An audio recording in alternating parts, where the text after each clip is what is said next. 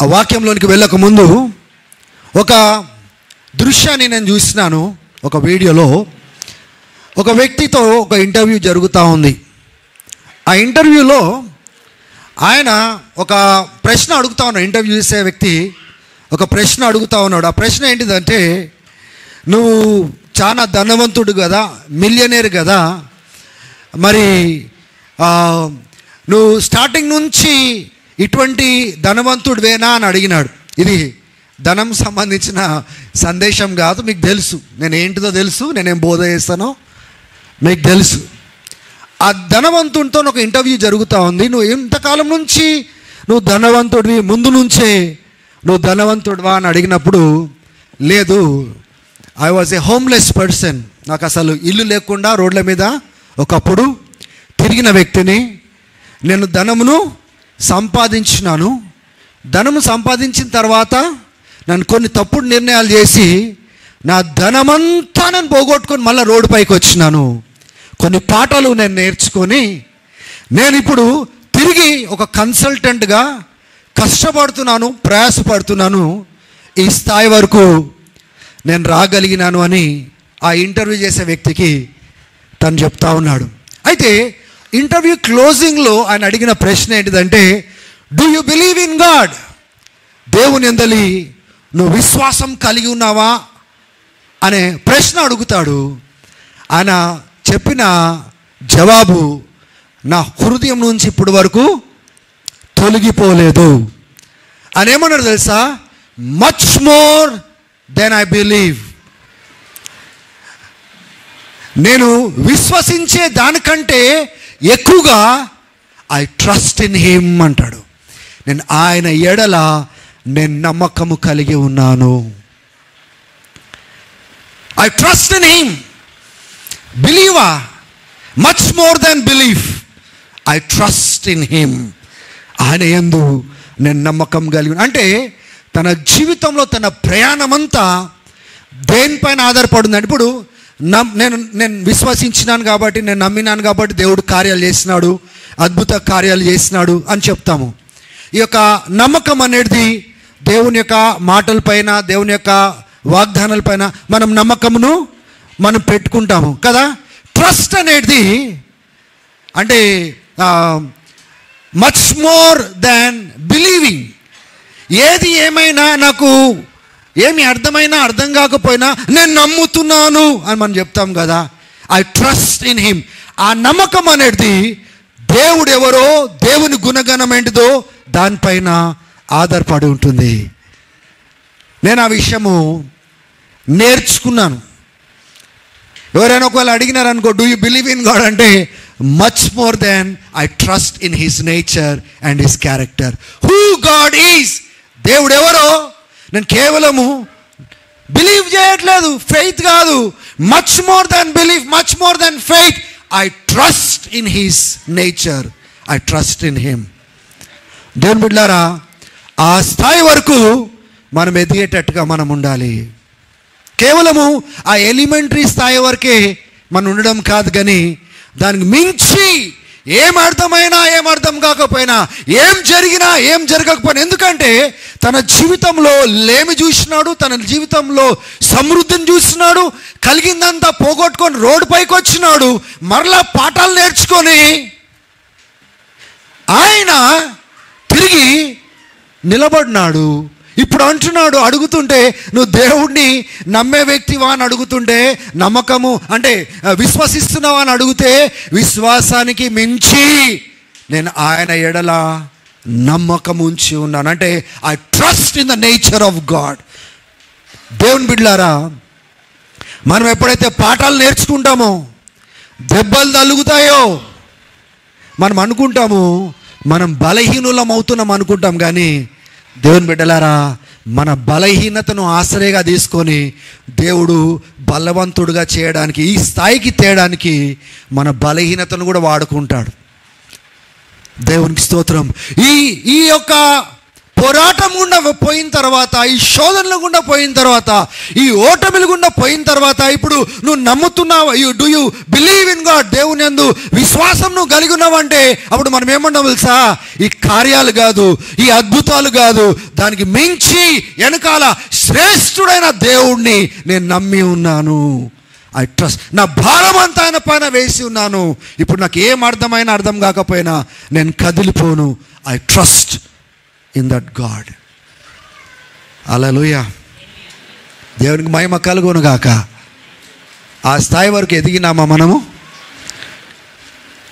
ఒకవేళ ఆ స్థాయి వరకు మనం ఎదగలేదనుకోండి, ఆ స్థాయి ఎటువంటి స్థాయి అంటే ఏం జరిగినా వాళ్ళు కదిలిపోరు, ఎటువంటి పరిస్థితులు వచ్చినా కదిలిపోరు, అర్థమైనా అర్థం కాకపోయినా కదిలిపోరు, మనుషులు నిలబడినా నిలబడకపోయినా కదిలిపోరు. ఎందుకు తెలుసా? Now they trust in the nature and the character of God. దేవుని యొక్క గుణగణాల పైన ఆయన ఎంత గొప్పవాడో ఆధారపడిన తర్వాత ఇక వెనుదిరగరు వాళ్ళు. కానీ ఆ స్థాయి వరకు ఎదగని వారు ఏం చేస్తారు తెలుసా? ఇస్తే స్తోత్రం చెప్తారు, ఇవ్వకపోతే అలుగుతారు. మీకు అర్థమవుతుందా? ఆ ఇమ్మెచ్యూరిటీ, పరిపక్వత లేని తత్వాన్ని దేవుడు ఎక్కడ విరగొడతాడంటే మన బలహీనతలో విరగొడతాడు, మన పొరపాట్లో విరగొడతాడు. ఎంత బలహీనులమో చూపించి విరగొడతాడు. అక్కడి నుంచి ఆయన పైన పూర్తిగా ఆనుకునేటట్టుగా తీసుకొని వస్తాడు. దేవునికి ఒకసారి చేతులెత్తి స్తోత్రాలు చెల్లిస్తాం. హల్లెలూయా. దేవునికి మహిమ కలుగును గాక. సరే, గలతీయులకు రాసిన పత్రికకు వెళ్ళి ఒక వచనం చదువుకొని అక్కడి నుంచి మన ముందుకు సాగుదాము. I want you all to be careful as you listen to today's message. ఈ దినము చాలా శ్రేష్టమైన ప్రాముఖ్యమైన సందేశము. ఎవరు కూడా నిర్లక్ష్యంగా ఉండకండి. ఒక ప్రార్థన చేసుకోండి, ప్రభా ఈ వాక్యం నాకు అర్థం కావాలి ఈరోజు వాక్యము అని ఒకసారి ప్రార్థన చేసుకోండి. గలతీయులకు రాసిన పత్రిక 1వ అధ్యాయము మైక్ తీసుకొని 10వ వచనము ఒకసారి పూర్తిగా చదవండి. గలతీయులకు రాసిన పత్రిక 1వ అధ్యాయము 10వ వచనం.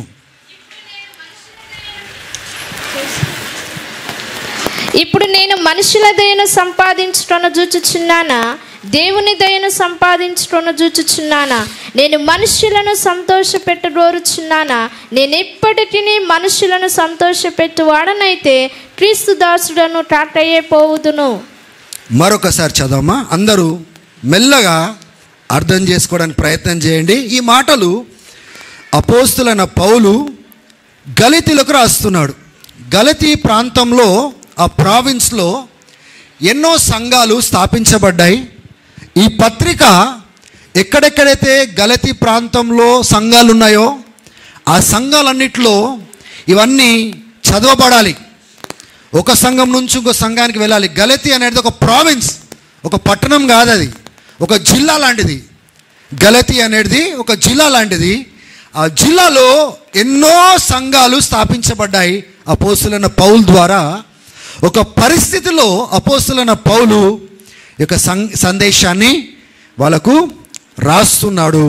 సాధ్యమైనంత మటుకు త్వరగా మీకు అర్థం చేయించడానికి ప్రయత్నము చేసి మనము లార్డ్ సప్పర్లోనికి మనము వెళ్దాం. ఇక్కడ ఒక మాట అంటున్నాడు, చదవమ్మ ఒకసారి 10వ వచనము. ఇప్పుడు నేను మనుషుల దయను సంపాదించుటను చూచుచున్నానా? మనుషులయ దయను, దయ, అప్రూవల్, ఆమోదము నేను చూస్తున్నానా? మనుషుల యొక్క ఆమోదం నేను చూస్తున్నానా? దేవుని మనుషుల యొక్క దయను నేను చూస్తున్నానా? దేవుని దయను సంపాదించడం చూచుచున్నానా? లేక దేవుని యొక్క ఆమోదం కోసం నేను చూస్తున్నానా? ఒక సేవకుడు మాట్లాడుతున్న మాటలు. ఒకవేళ సేవకుడు ఆ రీతిగా లేకపోతే విశ్వాసులు ఏ రీతిగా ఉంటారు చెప్పండి? ఇక్కడ ఏమన్నాడు? నేను మనుషుల యొక్క ఆమోదం కోసం చూస్తున్నానా, లేకపోతే దేవుని యొక్క ఆమోదం అప్రూవల్ కోసం చూస్తున్నానా? నేను ఒకవేళ మనుషులను నేను సంతోషపరిచిన వాడనైతే, నేను మనుషులను తృప్తిపరచడానికి నేను బ్రతికిన వాడిని అయితే నేను ఇక మీదట దేవుని సేవకుడుగా ఉండలేను అంటున్నాడు. I cannot be the servant of God. ఒక సేవకునిగా నేను దేవుని సంతోషపరచడానికి మాత్రమే నేను బ్రతుకుతున్నాను. మనుషులతో నేనేమాత్రము రాజీ పడట్లేదు. ఒకవేళ రాజీ పడిన వాడినైతే I cannot be the servant of the living God. జీవం కలిగిన దేవుని సేవకుడిని నేను కాలేను అంటున్నాడు. ఈ వచనాలను కొద్ది నిమిషాలు మనము ధ్యానం చేద్దాము. అపోస్తలుడైన పౌలు ఏం చెప్పడానికి ప్రయత్నం చేస్తా ఉన్నాడు. సందర్భం నేను చెప్తాను, మీ అందరికి కూడా గతంలో కూడా నేను చెప్పి ఉన్నాను, మరొకసారి చెప్పడానికి ప్రయత్నం చేస్తాను. పౌలు ప్రకటిస్తున్న సువార్త అది క్రియలతో కూడిన సువార్త కాదు. రక్షణ సువార్త, ఆయన ప్రకటించే సువార్త, శుభవార్త, దేవుడు ఏ రీతిగా అయితే తనను ఎన్నుకొని తన ద్వారా క్రీస్తును ప్రకటించే సువార్త, ఏ ప్రత్యక్షత అయితే యేసుతో స్వయాన ఆయన పొందుకున్నాడో ఆ యొక్క సువార్త అది క్రియల మూలంగా కాదు. ఎవరు కూడా క్రియల మూలంగా రక్షించబడలేరు, నీతిమంతులుగా చేర్చబడలేరు. ధర్మశాస్త్రము, పాత నిబంధన ధర్మశాస్త్రము మంచిదైనప్పటికీ, పాపమును చూపిస్తున్నప్పటికీ పాపం నుంచి విడిపించే సామర్థ్యము దానికి లేదు అని పౌలు తెలియజేస్తూ ఉన్నాడు. కాబట్టి ఎవరు కూడా క్రియల మూలంగా రక్షణను సంపాదించుకోలేరు, నీతిమంతులుగా దేవుని దృష్టిలో తీర్చబడలేరు. నీతిమంతులుగా తీర్చబడ్డం అంటే, ఇప్పుడు ఎవరైనా తప్పులు చేసినారనుకోండి, వాళ్ళ గురించిన లెక్క అంతా లిస్ట్లో రాసి పెడతారు. ఇగో ఈ తప్పు చేసినావు, ఈ తప్పు చేసినావు, ఈ తప్పు చేసినావు. అది అవినీతి అంటారు. దాన్ని ఏమంటారు? ఆపోజిట్ ఆఫ్ నీతి ఏంటి? అవినీతి. ఆ లిస్ట్ అంతా ఒకవేళ రాసి పెట్టిన తర్వాత ఆ యొక్క ఒక రబ్బరో లేకపోతే దేనైనా తుడిసే మార్కర్ని తీసుకొని అదంతా తుడిపి ఆ పేజ్ అంతా క్లీన్గా ఫ్రెష్గా ఏం లేనట్టుగా చేయడమే నీతిమంతులుగా చేయడం. అంటే ఇంకా నీ పైన దోషం వేయడానికి ఏం లేదు, నీ పైన నింద వేయడానికి ఏం లేదు, నీ లెక్క చాలా క్లీన్గా ఉంది, నువ్వు ఇంకా దోషివి కాదు అని పరిగణించడమే నీతిమంతులుగా తీర్చిదిద్దడము. దేవుని బిడ్డలారా, ఇప్పుడు నేను నీతిగా నడవడానికి ప్రయత్నం చేసి క్రియలు వాడితే నేను నీతిమంతుడుగా నేను తీర్చబడలేను.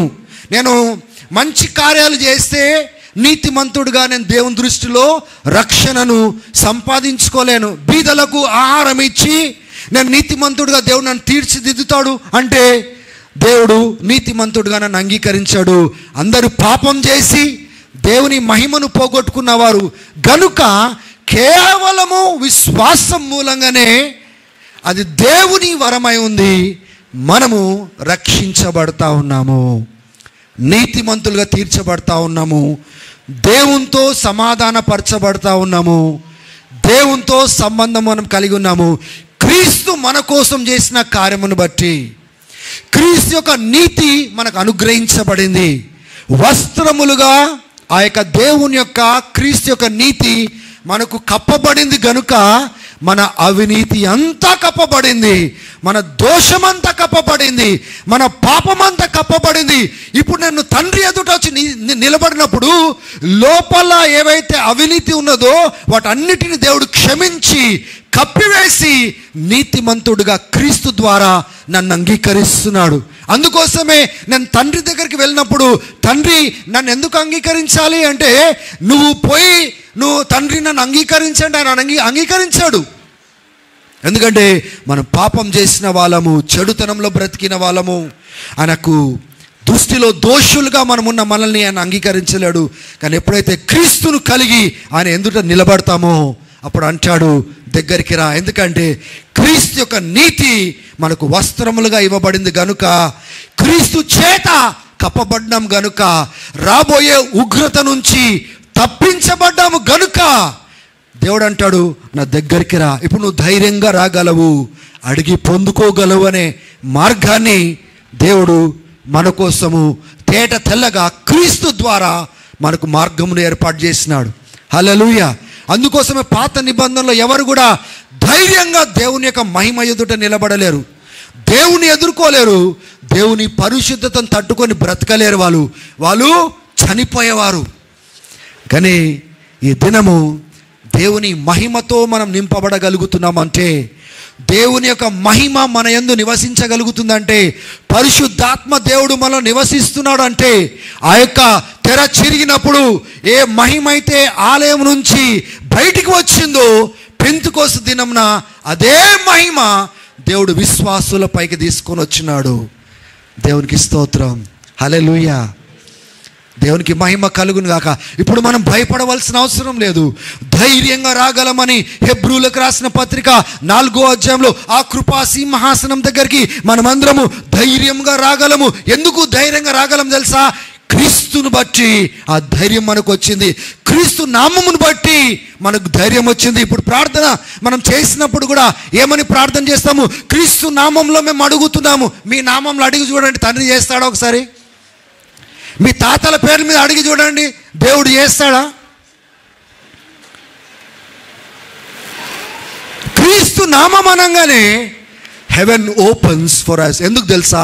ఆ హెవెన్ నుంచి దిగి వచ్చిన క్రీస్తు, పరిశుద్ధుడుగా ఎంచబడిన క్రీస్తు, నిత్యత్వం నుంచి ఉన్నవాడు అనబడినవాడు, అల్ఫయు ఒమేగా అయిన క్రీస్తు, ఆయన మన కోసం దిగి వచ్చే మార్గం అయితే ఏర్పాటు చేసినాడో, ఏ నామము ఆయనది హెచ్చించబడిందో ఆ నామంలో మనకేం కలుగుతూ ఉంది?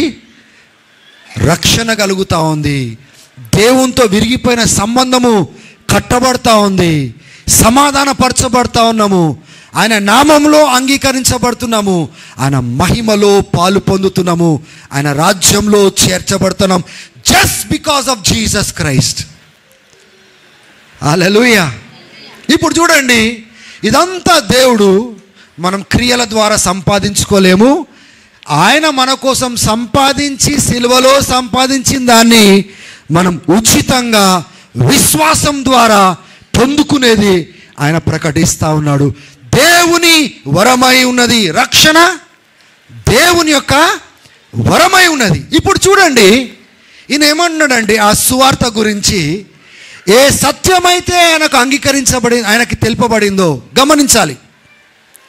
ఏ సత్యమైతే దేవుడు ఆయనకు ప్రత్యక్షత ఇచ్చినాడో ఆ యొక్క సత్యం విషయంలో నేను ఎవరి దగ్గర నేను రాజీ పడను అంటున్నాడు. ఒకవేళ సత్యం విషయంలో నేను ఒకవేళ మనుషుల దగ్గర రాజీ పడినట్లయితే నేనేమాత్రము దేవుని సేవకుడుగా నేను ఉండలేను అని సెలవిస్తాను. How can I be a servant of God when I compromise with the truth? ఏ సత్యమైతే నాకు బయలుపరచబడిందో ఆ సత్యమును నేను ప్రకటించకుండా, ఆ సత్యం బట్టి నేను బ్రతకకుండా, నేను ఒకవేళ మనుషుల ఎదుట నేను రాజీ పడినట్లయితే నేను దేవుని యొక్క వెలుగుగా ఉండలేను, దేవుని యొక్క సేవకుడుగా ఉండలేను, దేవుని యొక్క ప్రతినిధిగా నేను ఉండలేను. I cannot be the servant of the living God. హల్లెలూయా. ఏమైనా మనకు అర్థమవుతుందా? ఏమైనా అర్థం చేసుకోనికి ప్రయత్నం చేస్తున్నామా? ఏ దేవుడైతే తనని దమస్కస్ మార్గంలో ఆయన పిలుచుకున్నాడో, దర్శించుకున్నాడో, వెళ్తున్నాడు, ఆయన క్రైస్తవులను హింసించడానికి వెళ్తా ఉన్నాడు. ఇంతకుముందే ఆ వాక్యాన్ని తను పంచుకున్నాడు. పౌలా పౌలా ఎందుకు నన్ను హింసిస్తున్నావు? ఈయనకు అర్థం కాలేదు. క్రైస్తవులు హింసించడానికి పోతున్నాడు, కానీ యేసుప్రభు అంటున్నాడు, నన్ను ఎందుకు హింసించుచున్నావు? ఆయనకు అర్థమైంది క్రైస్తవులను హింసించడము యేసు ప్రభుని హింసించడం అనే సంగతి అర్థమైంది. తర్వాత క్రీస్తు మాట్లాడుతున్నాడు, it is not possible for you to kick against the గోడ్స్. నువ్వు గెలవలేవు పౌలా. Saul, you cannot win kicking against the gods. దేవుని బిడ్డలారా, ఎప్పుడైతే క్రీస్తు తనకు ప్రత్యక్షమైనాడో, ఇదే అధ్యాయంలో అపోస్తలుడైన పౌలు అంటాడు, ఎప్పుడైతే నాకు క్రీస్తు ప్రత్యక్షమైనాడో దమస్కస్ మార్గంన, నేను ఇమీడియట్గా అరేబియా ప్రాంతానికి వెళ్ళిపోయినా. నేను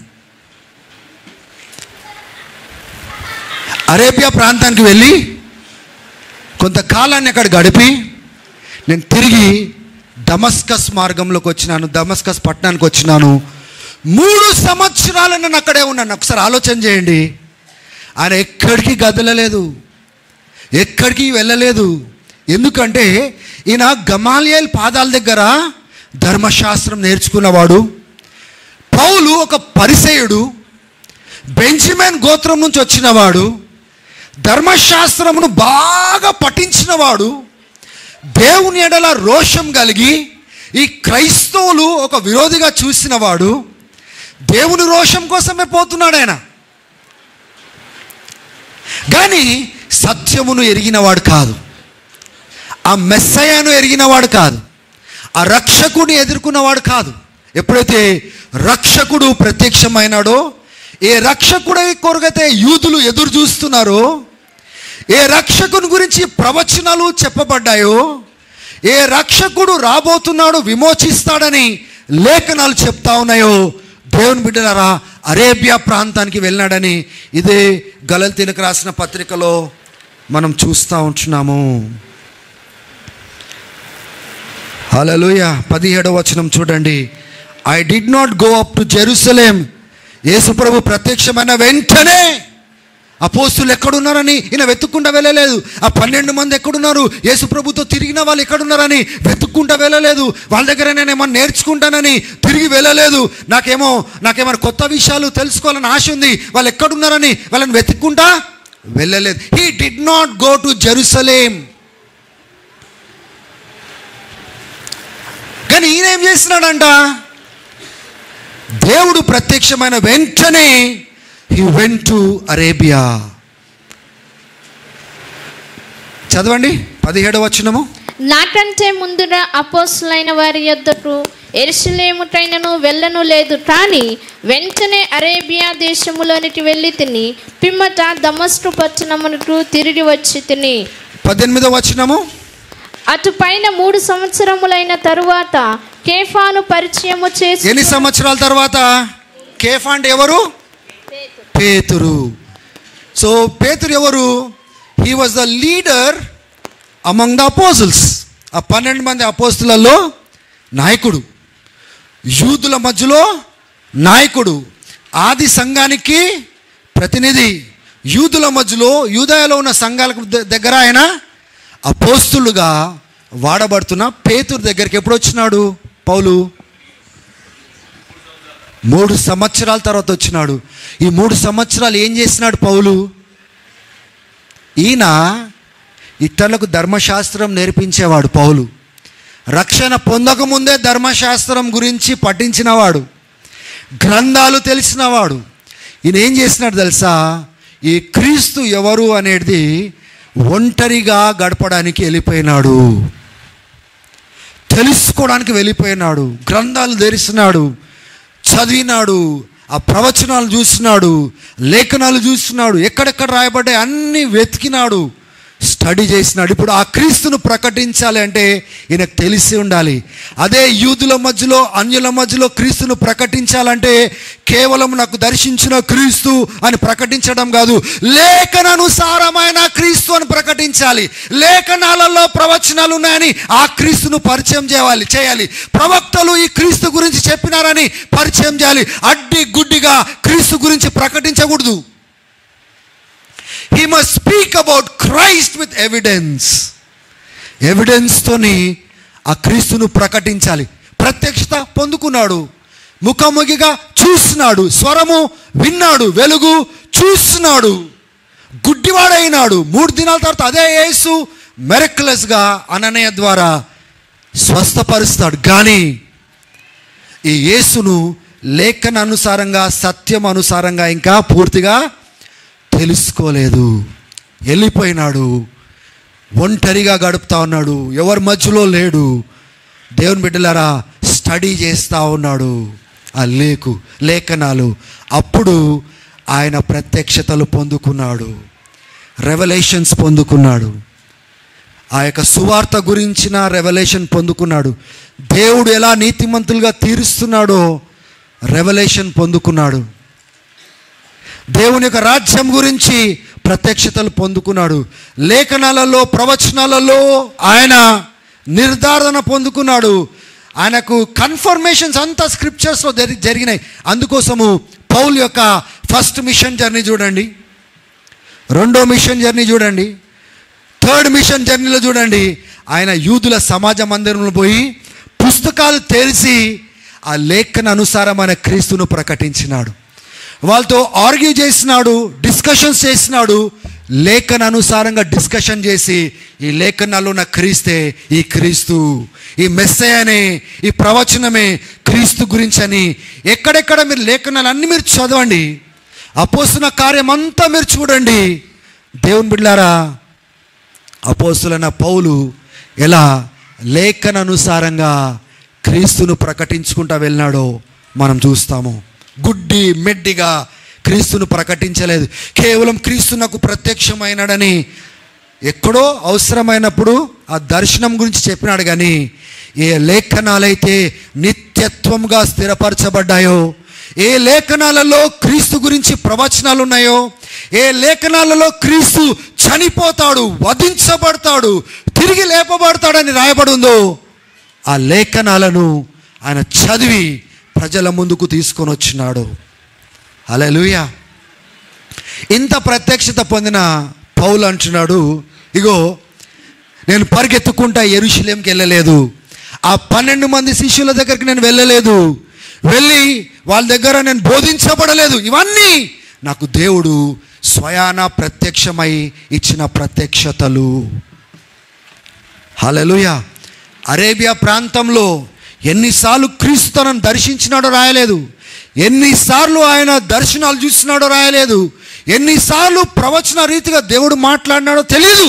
కానీ ఒకటొక మాట ఏమంటున్నాడంటే, ఐ రిసీవ్డ్ రెవల్యూషన్స్, ప్రత్యక్షతలో నేను పొందుకొని ఉన్నాను అంటున్నాడు. 3 సంవత్సరాల తర్వాత ఇప్పుడు యెరూషలేంకి వెళ్ళినాడు.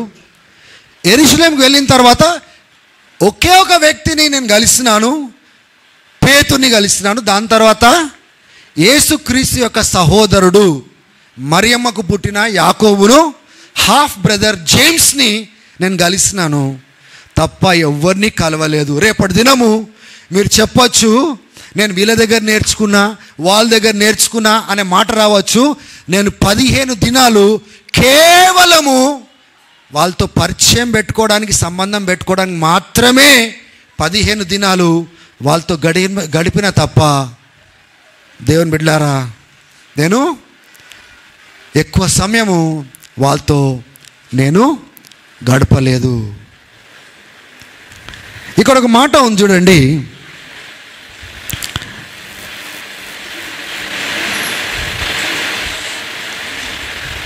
పదిహేనవ వచనం ఒకసారి చదవండి. నేను తల్లి గర్భమునందు పడినది మొదలుకొని నన్ను ప్రత్యేకపరచి తన కృపచేత నన్ను పిలిచిన దేవుడు, నేను అన్యజనులలో తన కుమారుని ప్రకటింపవలనని ఆయనను నాయందు బయలుపరుపు అనుగ్రహించినప్పుడు మనుష్య మాత్రులతో నేను సంప్రదింపలేదు. ఇక్కడ ఏమన్నాడండి? ఎప్పుడైతే అంటే మనుషులు నాకు బోధించవలసిన అవసరత లేదు అని చెప్పడానికి ప్రయత్నం చేయట్లేదు, బోధకులు అవసరం లేదు అని చెప్పట్లేదు ఆయన. ఒక్కసారి నాకు సత్యం బయలుపరిచిన తర్వాత ఆ యొక్క సత్యము మరలా నాకు బోధించవలసిన అవసరత నాకు లేదు. ఎందుకంటే ఈ యొక్క సత్యము ఆయన జీవితంలో ఒప్పింపుగా అయిపోయింది, కన్విక్షన్గా మారిపోయింది. ఇప్పుడు నేను సత్యం తెలిసిన తర్వాత ఈయన దగ్గరికి వెళ్ళేసి ఇలా చెయ్యొచ్చునా అని అడగవలసిన అవసరం ఉందా? మళ్ళా సెకండ్ ఒపీనియన్ తీసుకోవాల్సిన అవసరత ఉందా? మరలా దాని గురించి నేర్చుకోవాల్సిన అవసరత ఉందా? దేవుని బిడ్డలారా, ఈయనకు కావాల్సింది ఏంటి తెలుసా? సత్యం తెలుసుకున్న తర్వాత కేవలము సత్యానికి సంబంధించిన విధేయత తప్ప కన్సల్టెన్సీస్ లేకపోతే కన్సల్ట్ చేయవలసిన అవసరత లేదు అని సెలవిస్తున్నాడు. ఆయన ఒక ఒప్పింపు కలిగి ఉన్నాడు. సత్యము దేవుడు బయలుపరిచినాడు. ఆ సత్యమును నేను నమ్మడము, సత్యమును బట్టి బ్రతకడము. ఇప్పుడు నాకు కావాల్సింది ఏంటిది? ఇప్పుడు విధేయత.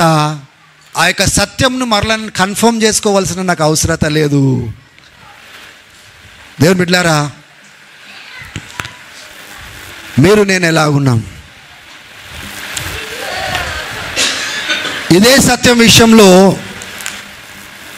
మనుషులను నేను సంతోషపరిచిన వాడినైతే నేను క్రీస్తు దాసుడుగా ఉండలేను అని పౌలు ఎలా చెప్తున్నాడు.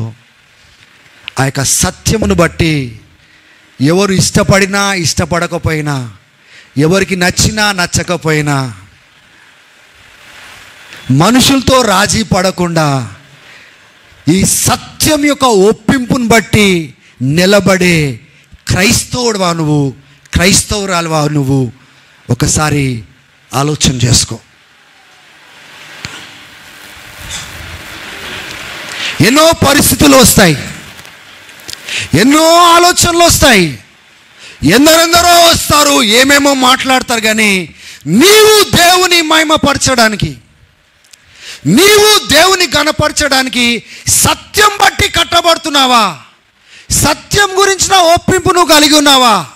సత్యానికి విధేయత చూపించడానికి మనుషుల దగ్గర రాజీ పడడం కానీ, మనుషుల్ని సంతోషపరచడం కానీ, మనుషులతో ఒకటవడం కానీ, అటువంటి రీతిగా ఏమన్నా ఉన్నావా?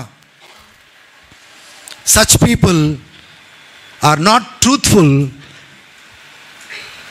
To God who is a God of truth. మనల్ని ఎందుకు ద్వేషిస్తారు తెలుసా?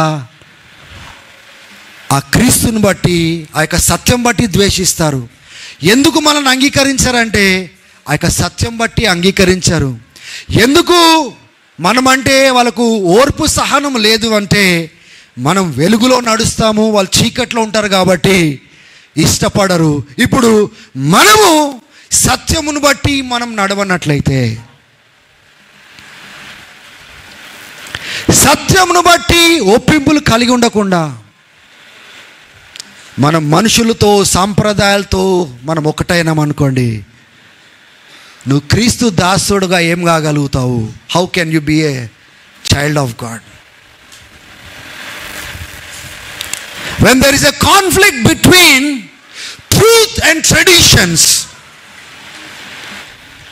సత్యము దేవుని మహిమపరిచేది, మనుషులు సృష్టించిన సాంప్రదాయాలు, మనుషులు సృష్టించిన పద్ధతులు, మనుషులు సృష్టించిన విధి విధానాలు. ఇంకొక వైపున కాన్ఫ్లిక్ట్ వచ్చినప్పుడు ఒక నిజ సేవకుడు, దేవునికి చెందినవాడు ఏమంటాడు తెలుసా? నేను దేవుని గురించిన ఈ ఒప్పింపు కలిగిన వాడిని, ఈ సత్యం గురించిన ఒప్పింపు కలిగిన వాడిని, దీనికి చెందిన వాడిని, దీన్ని సంతోషపరచడానికి నేను రాజీ పడను. ఒకవేళ రాజీ పడిన వాడినైతే నేను క్రీస్తు దాసుడుగా ఉండలేను అంటాడు.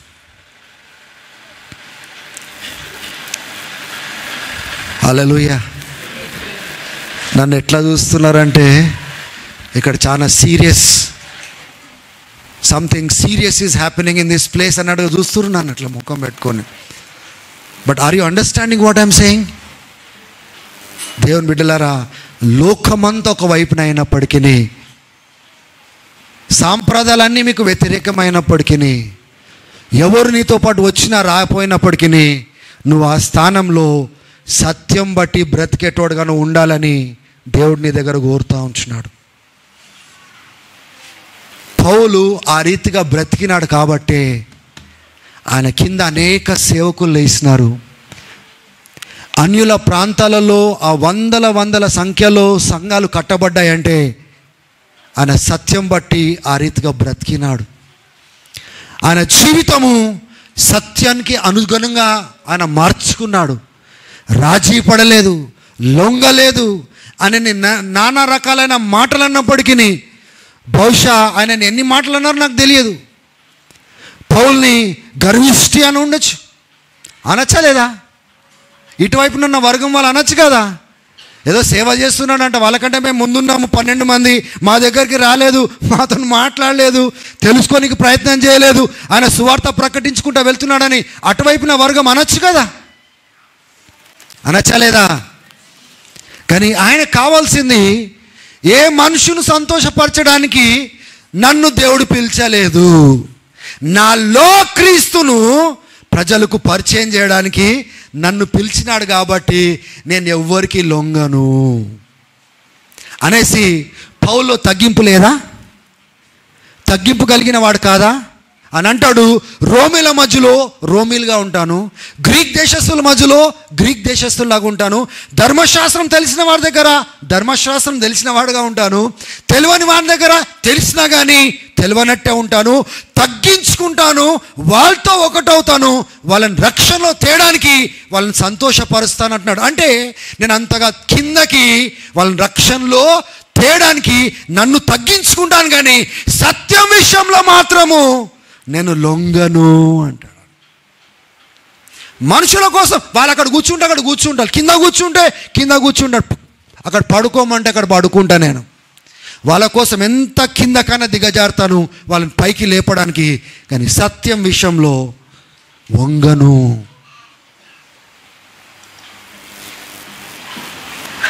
మనం ఎట్లా ఉన్నాం దేవుని బిడ్డలారా? ఈయన జీవితము మనం ఇప్పుడు ధ్యానం చేస్తూ ఉన్నాము. మనం ఈ రీతిగా ఉంటే ఏమంటారు తెలుసా? మనల్ని వేరు చేసేస్తారు, మన పైన నిందలు వేస్తారు, మనతో ఒకలాగా వ్యవహరిస్తారు. ఎందుకంటే ఇప్పుడు లోకంతో ఒకటి కావట్లేదు, లోకపు పద్ధతులతో ఒకటి కావట్లేదు, వాళ్ళు అనుకున్న సిద్ధాంతాలతో ఒకటి కావట్లేదు. దేవుని బిడ్డలారా, వాళ్ళన్నా మనల్ని మింగుతారు, మనమన్నా వాళ్ళ పైన మనం నిలబడేటట్టుగా మనం ఉండాలి. రాజీ మాత్రము పడకూడదు. ఎందుకంటే ఏమి చేసినాను దేవుని మహిమ కోసము చేయడము మనం నేర్చుకోవాలి.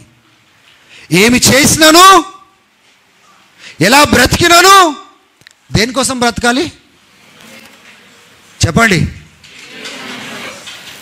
దేవుని మహిమ కోసం బ్రతకాలి. రాజీ పడేటోళ్ళు,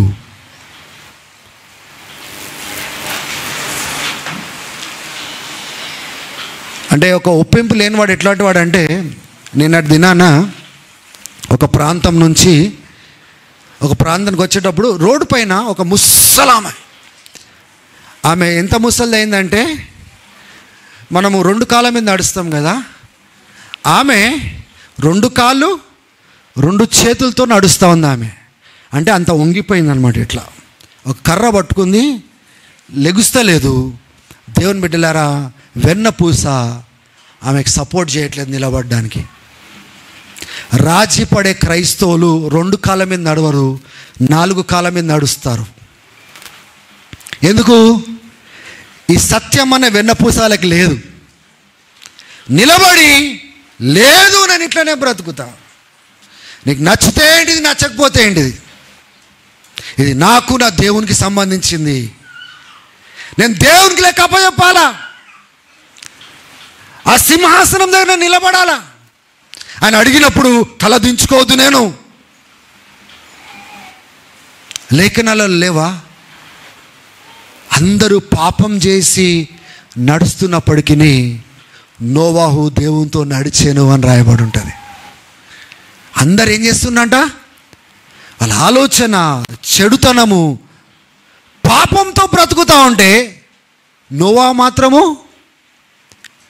దేవునితో నడిచినాడంట. దేవునికి స్తోత్రం, హల్లెలూయా. ఎంత మంచి మాట అండి. వంగిండా ఆయన?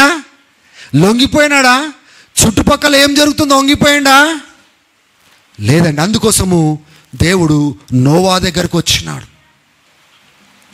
దేవుడు నోవా దగ్గరికి ఎందుకు వచ్చినాడు? వేరే వాళ్ళ దగ్గరికి ఎందుకు వెళ్ళలేదంటే, అందరూ వంగిపోయిన వాళ్ళ దగ్గర దేవుడు రాడు. ఇంకా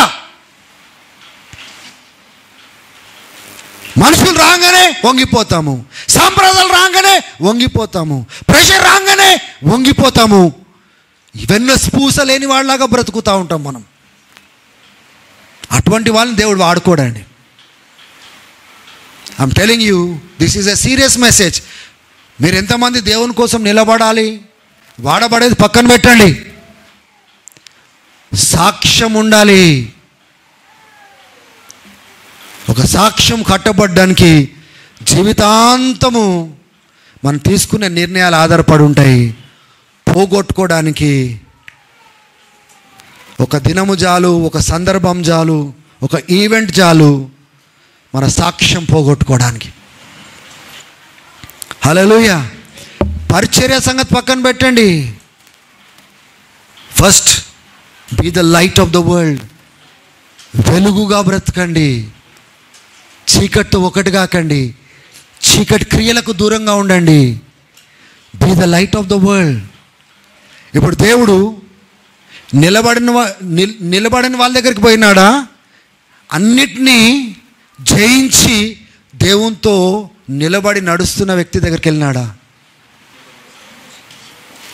నోవాహు దేవునితో నడుస్తున్నాడు కనుక దేవుడు నోవాహు దగ్గరికి వచ్చినాడు. చుట్టుపక్కల వాళ్ళు ఎట్లా బ్రతుకుతున్నప్పటికీ, ఎటువంటి చెడుతనంలో ఉన్నప్పటికీ నోవాహు ఎక్కడికి వచ్చినాడు? దేవుడు ఎక్కడికి వచ్చినాడు? ఎందుకు? నోవాహు కూడా వాళ్ళలాగా బ్రతకచ్చు కదా. అందరు చేస్తున్నప్పుడు నేను చేస్తే ఏంటిది? కొంతమంది లాజిక్ ఇట్లా ఉంటుంది. ఏంటి ఆ లాజిక్? అరే వాళ్ళు చేస్తున్నా నేను చేస్తే ఏంటి?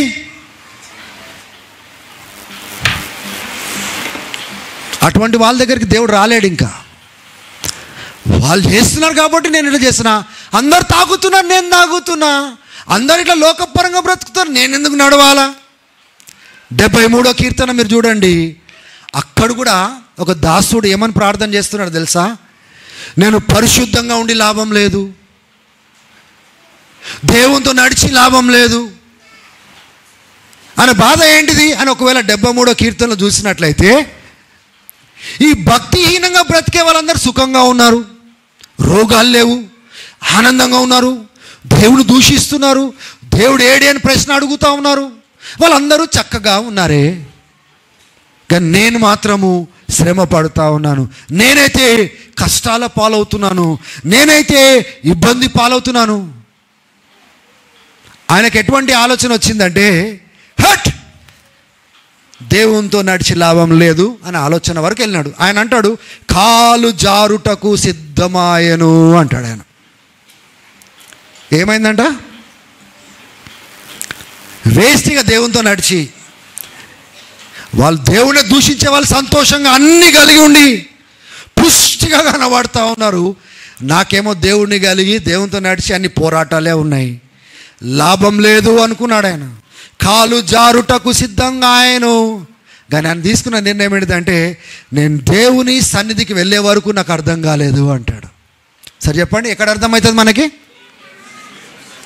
దేవుని నుంచి పారిపోయేటప్పుడు మీకు అర్థం కాదు.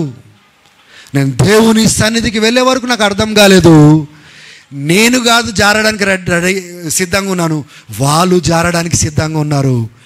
దేవుని దూషించేవారు జారడానికి సిద్ధంగా ఉన్నారు, వాళ్ళు నాశనానికి రెడీగా ఉన్నారు.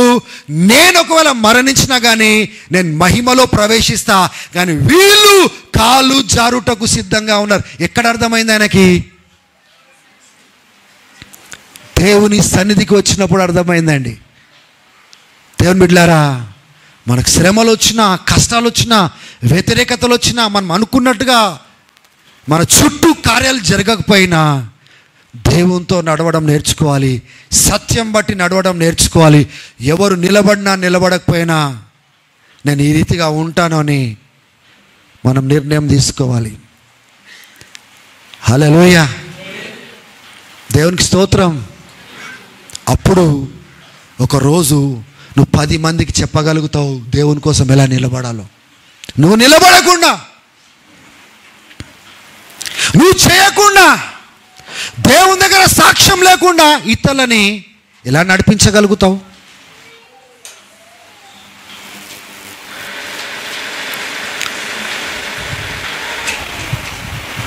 హల్లెలూయా. పౌలు అంటున్నాడు,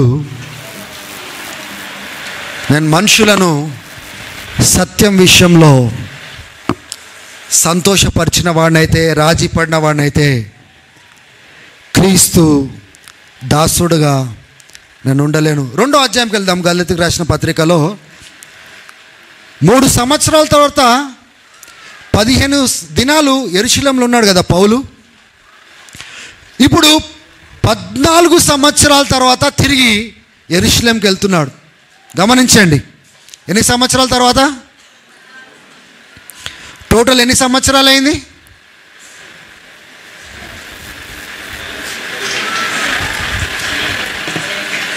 ఫస్ట్ ఏమో రక్షించబడ్డాడు, అరేబియా ప్రాంతం పోయినాడు, మళ్ళా దమస్కస్కి వచ్చినాడు, ఎంతకాలమో తెలియదు. తర్వాత 3 సంవత్సరాల తర్వాత అన్నాడు, అంటే ఇంచుమించు 3 సంవత్సరాలు అయి ఉండొచ్చు.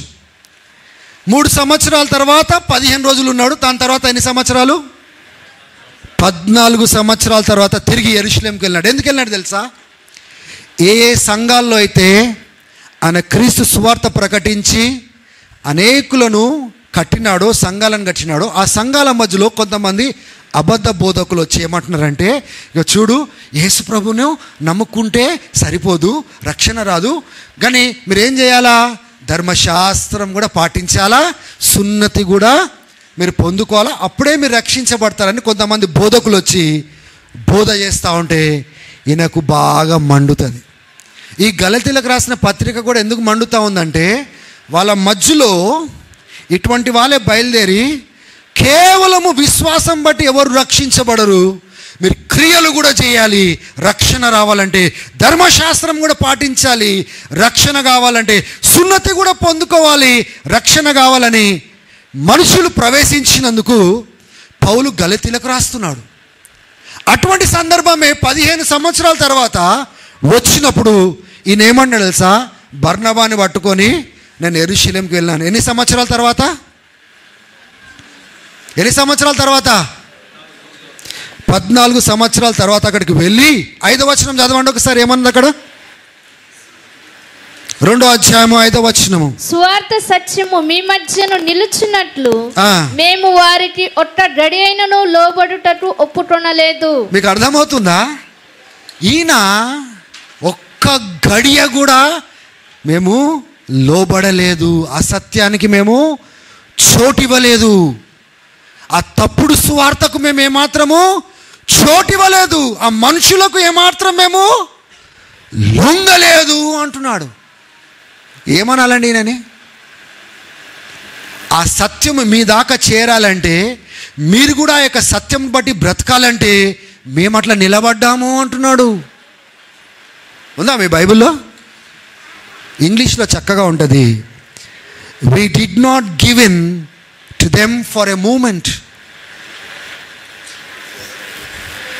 Hallelujah. What do you call about this man? ఏమని చెప్పాలి చెప్పండి? ఏం కన్విక్షన్ ఇది? సత్యంకు ఆయన కమిట్మెంట్ ఏంటిది? సత్యం బట్టి బ్రతికే కమిట్మెంట్ ఏంటిది? ఆయన జీవితంలో ఆయనకే ఒప్పింపు లేకపోతే 10 మందికి ఏం చెప్తాడు ఈయన? హల్లెలూయా. 6వ వచనం చూడండి, ఏమంటున్నాడు? ఎన్నికైన వారుగా ఎంచబడిన వారి యొద్ద నేనేమియూ నేర్చుకొనలేదు, వారెంతటి వారైనను నాకు లక్ష్యము లేదు. వారెంతటి వారైనా కానీ కూడా వాళ్ళని అమర్యాదగా ప్రవర్తించట్లేదు ఈయన. సత్యం బట్టి వస్తే ఎవరిని లెక్క చేసేది? అది ప్రైమ్ మినిస్టర్ కానీ, గవర్నర్లు కానీ, పెద్ద పెద్ద అధికారులు కానీ, ప్రెసిడెంట్లు కానీ సత్యం చెప్పేటట్టుంటే సత్యమే, వాళ్ళని లెక్క చేసేది లేదు. ఎందుకంటే దేవుడు పక్షపాతి కాదు అని కింద రాసి ఉంటుంది చూడండి. ఈయన మనుషులను అమర్యాదగా చూడట్లేదు, ఈయనకేదో గర్వము అహంకారమై ఈ రీతిగా మాట్లాడట్లేదు, కానీ సత్యం బట్టి మనం లొంగేది లేదు అని చెప్తున్నాడు, లెక్క చేసేది లేదు. దేవునికి స్తోత్రం చెప్దాం ఒకసారి చేతులెత్తి. హల్లెలూయా. అక్కడికి ఆగిపోయినాడా? చదవమ్మా అక్కడ. దేవుడు నరుని వేషము చూడడు, ఆ, ఆ ఎన్నికైన వారు నాకేమీ ఉపదేశింపలేదు. అయితే సున్నతి పొందిన వారికి బోధించ చాలు చాలు. నేను ఆల్రెడీ చెప్పాను కదా, ఇక్కడ పెద్ద కాన్ఫ్లిక్ట్ వచ్చింది. సువార్తను విని విశ్వాసం పెట్టడం ద్వారా రక్షించబడాలనా, సువార్త విని ధర్మశాస్త్రం కూడా పాటించి సున్నతి పొందితేనే రక్షణ? ఆ ప్రశ్న అపోస్తుల మధ్యలోకి వచ్చింది. ఆర్గ్యుమెంట్ జరిగింది. అపోస్తుల కార్యం 15వ అధ్యాయం మీకు చదివితే మీకు అర్థమవుతుంది. వాళ్ళు ఏమని చెప్పినారంటే, ఒక మనిషి రక్షణ పొందడానికి కేవలం విశ్వాసం పెడితే చాలు, విగ్రహాలకు అర్పించిన దానికి దూరంగా ఉండాలని కంక్లూజన్ చేసి ఒక లెటర్ రాసి ప్రతి చర్చ్లో చదవండి, మనిషి క్రియల మూలంగా కాదు విశ్వాసం మూలంగానే క్రీస్తు చేసిన కార్యం పైన విశ్వసించడం ద్వారా రక్షించబడతాడు అని 15వ అధ్యాయంలో ఒక లెటర్ రాసి పంపిస్తారు. హల్లెలూయా. ఆ సందర్భాన్ని గలతీలకు గుర్తు చేస్తున్నాడు.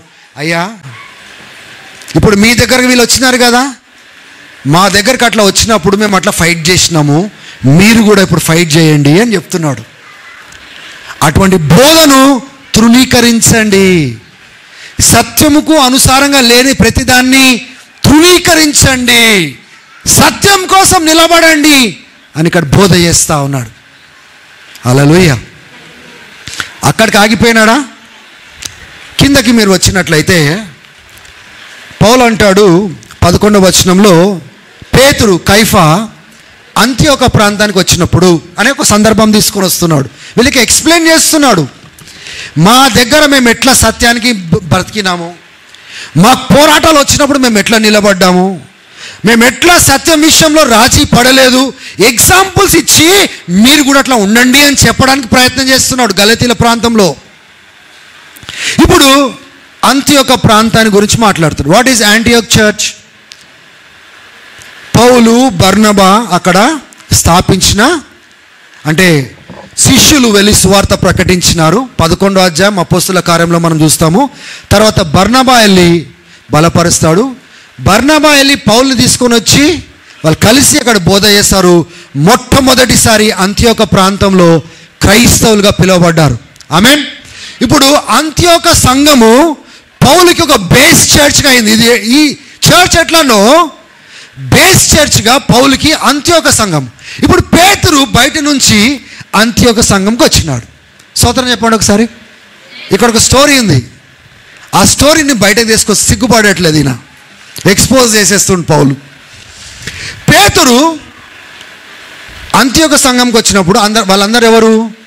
అన్యుల నుంచి రక్షించబడిన విశ్వాసులు. యూదులు అన్యులతో కూర్చోరు, అన్యులతో తినరు, అన్యుల ఇంట్లో ప్రవేశించరు. సో పేతురు ఏం చేస్తున్నాడు? ఎవరు లేని పక్షంన అందరితో కలిసి భోజనం చేసినాడు యూదుడు.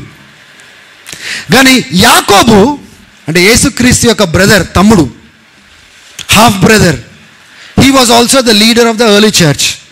ఆయనతో పాటు ఒక గుంపు రాగానే ఈయన ఏం చేస్తున్నాడు? పేతురు వీళ్ళతో తినడం బంద్ చేసేసి వీళ్ళ పక్కన పోయి నిలబడ్డాడు. ఎవరు? పేతురు లాంటి వాడే అంత పెద్ద పొరపాటు చేసినాడు. అదే ఇక్కడ చదవము ఒకసారి, చదువు. అయితే కేఫా అంతియోకియకు వచ్చినప్పుడు అతడు అపరాధిగా తీర్చబడెను. ఒప్పుకోడు ఈయన. అపరాధి అంటే అపరాధి అంటాడు, గనుక నేను తప్పు అంటే తప్పు అంటాడు. పేతురు చేస్తే పేతురు చేసిండంటాడు.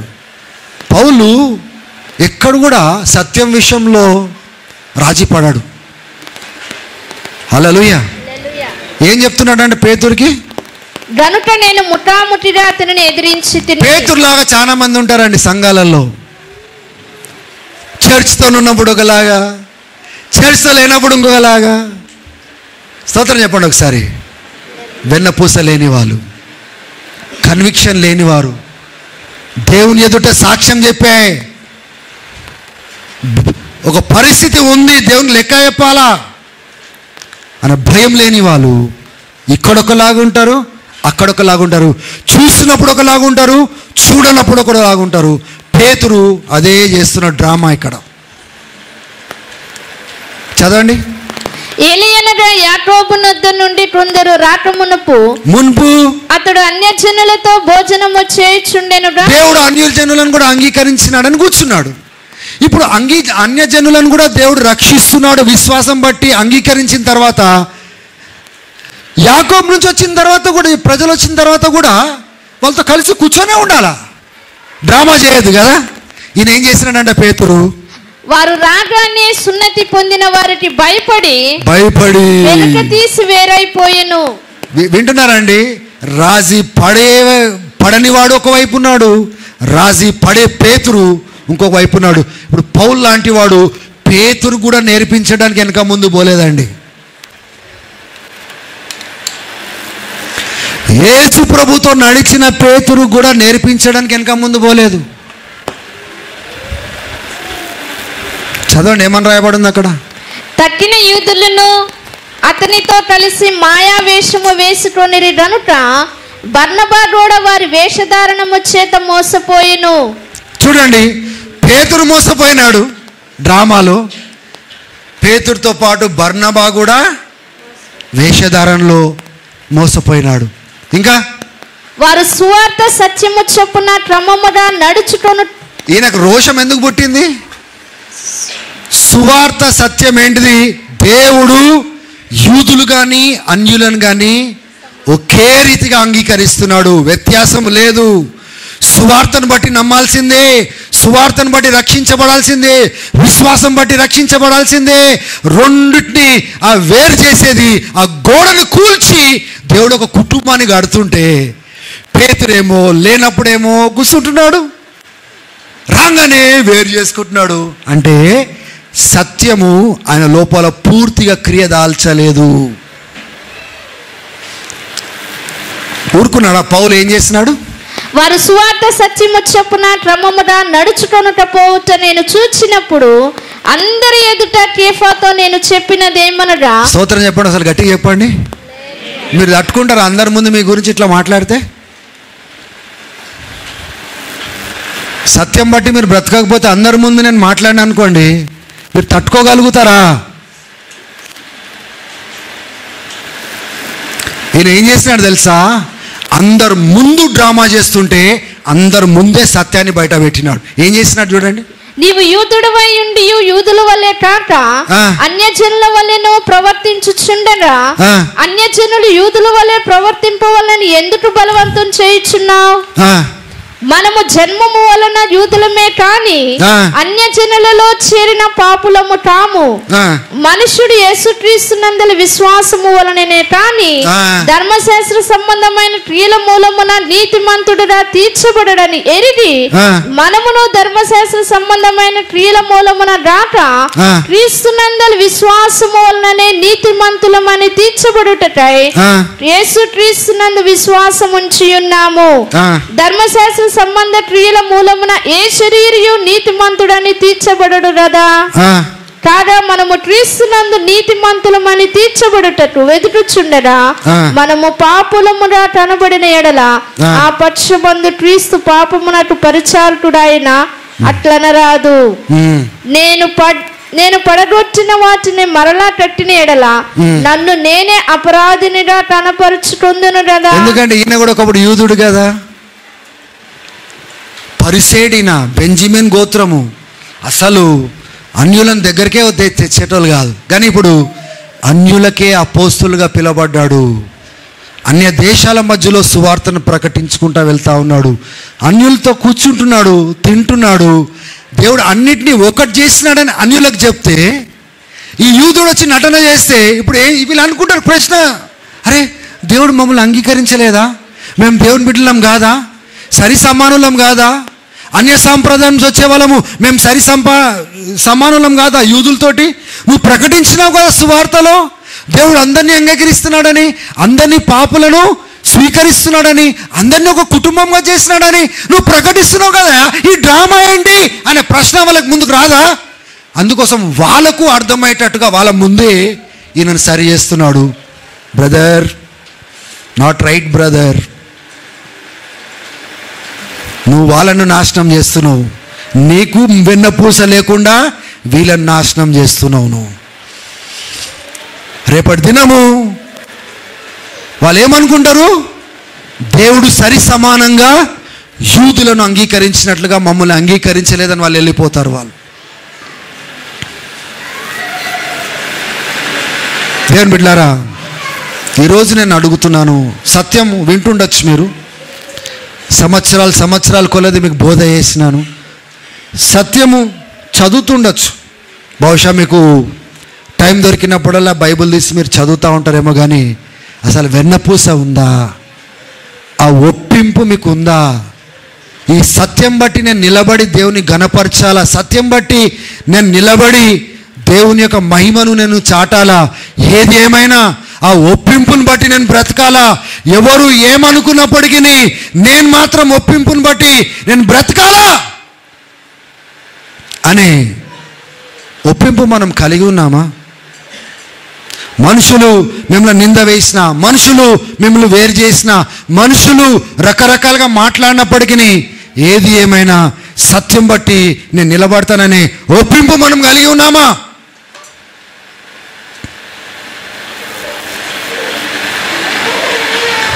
ఒకసారి స్తోత్రం చెప్తాం. నిజంగా ఒప్పింపు కలిగిన వాళ్ళందరూ స్తోత్రం చెప్పండి ఒకసారి.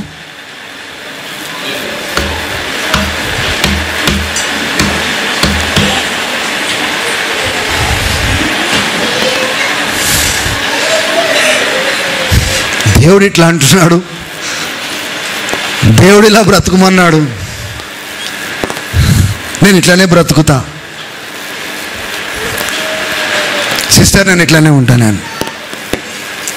ఎందుకు అట్లుంటున్నావు అంటే, అయ్యో లేఖనాలు ఎట్లా ఉంది, ఇలా ఉండమన్నాడు, నేను ఉంటా, నీకు నచ్చకపోయినా ఉంటా, నువ్వు నాతో ఉన్నా ఇట్లనే ఉంటా, లేకున్నా ఇట్లనే ఉంటా, నా యేసుతో నడుస్తా, కానీ నేను మాత్రము రాజీ వాళ్ళు కావాలా దేవునికి. ఈ లాస్ట్ తరంలో ఉత్తు పుణ్యానికి వచ్చి కూర్చొని వాక్యాల మీద వాక్యాలు విని, నోట్స్ మీద నోట్స్ రాసుకొని, బైబిల్లో అండర్లైన్ చేసుకొని, రెఫరెన్స్ చెప్పిన వెంటనే రెఫరెన్స్లో తీసి చదివేటోళ్ళు, అమ్మగారు అయ్యగారులు జ్ఞాపకం పెట్టుకోండి, అవి కావు దేవుని కావాల్సింది.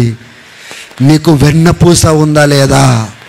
ఒప్పింపుని బట్టి బ్రతికేటోడవా కాదా? ఫస్ట్ నీ బ్రతుకును అట్లా కట్టుకునే వ్యక్తివా? ఆ సత్యం కోసం నువ్వు పోరాడే వ్యక్తివా? యూదా పత్రిక మీకు అంత బైబిల్ స్టడీలో నేను తీసుకున్నాను కదా, ఏంటిది? What is the essence of the whole letter? Content for faith. విశ్వాసమును బట్టి పోరాడుడి. ఏ సత్యం అయితే దేవుడు మనకి ఇచ్చినాడో ఆ సత్యం విషయంలో పోరాడుడి అని యూదా పత్రికలు చూసినాం కదా. అదే అపోస్తులైన పౌల్ జీవితంలో ఈ మొదటి అధ్యాయము 2వ అధ్యాయంలో మనం చూస్తూ ఉంటున్నాం. He never backed of. ఎవరు ఏమనుకున్నా ముందుకు సాగినాడు, ఎవరు అంగీకరించినా అంగీకరించకపోయినా ముందుకు సాగినాడు. ఎందుకు తెలుసా? ఏ ప్రజలనైతే ఆయన నడిపిస్తున్నాడు చూడు, వాళ్ళు కరెక్ట్ ఎగ్జాంపుల్గా ఉండడానికి ఆయన ఎక్కడ కూడా రాజీ పడలేదు. ఆయన పడలేదు, పడనివ్వలేదు. వాళ్ళని అవమానపరిచేటట్టుంటే మాత్రము యూదా గోత్రపు సింహము ఎలా చూస్తామో పౌలు అట్లా బిగిచి పడేవాడు. He use to defend people. హల్లెలూయా. దేవుని బిడ్డలారా, దేవుని సేవకులు దేవుని బట్టి సేవ చేస్తారు, దేవుని బిడ్డల కోసము వాళ్ళు పోరాడతారు. They fight for people. దేవుని తర్వాత దేవుని బిడ్డలను డిఫెండ్ చేసేది ఎవరు తెలుసా? దేవుని సేవకులు.